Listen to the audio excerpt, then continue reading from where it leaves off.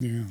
So his next section, he asks the question, could our sentiments about morality be correct?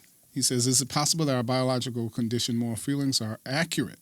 Might they identify or align with genuine moral standards out there in the world? Yeah. By accident or by design. Yeah. Design within evolution, not through, all-purpose creator, big C. Right. After all, we believe that our mental states, right, correctly portray the mind-independent world. So maybe our moral states do that too. They could be correct. And he says this is certainly possible, but there's no real evolutionary explanation for its accuracy. That is, evolutionary accounts don't require an external standard to make sense. All they require is survival value. Right. So evolution doesn't require our moral beliefs to be true or accurate, right? All it's looking for, if we can put it like that, is survival value. Right. And we looked at this in the last section as it goes to science. Why should we expect to come to knowledge of anything that is Big Bang or nebulas or speed of light? How does that add to our survival? Well, it doesn't. So, it seems like it has no. There's no sense for us to take this as true belief because it doesn't add to our survival. So we're just kind of looking at the shadows on the wall and we're coming up with stories. Yeah. And these just seem to be more, bombastic stories rather than, little gods trying to trick you. It's, the Big Bang. Right. Yeah. So he quotes Thomas Nagel. With regard to this, he says, from a Darwinian perspective, the hypothesis of value realism is superfluous. It's a wheel that spins without being attached to anything. Right? So it's just a spinning wheel. That is, moral beliefs, which are grounded in feelings, sentiments, Hume, are all that we need to account for the survival benefits that morality provides. Whereas a perceptual belief that there's an oncoming traffic requires that there also be no oncoming traffic, right?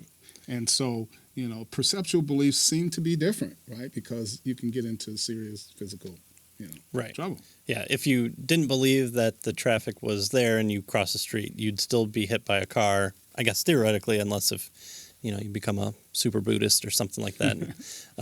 But when it comes to, should I steal the candy from the gas station? Well, there's nothing that, hits you like a truck, Right? other than the security guy at the end or the police officer. So the issue here then is that moral realism, not to say, he says, that's not to say that moral realism is false, but merely that it's not needed to explain the usefulness of our moral beliefs. So we saw this earlier when he was talking about making this distinction between in science, right? Where do the entities that we posit in science, are they real, or are they just useful fictions, right? So he's making the same kind of issue here, right?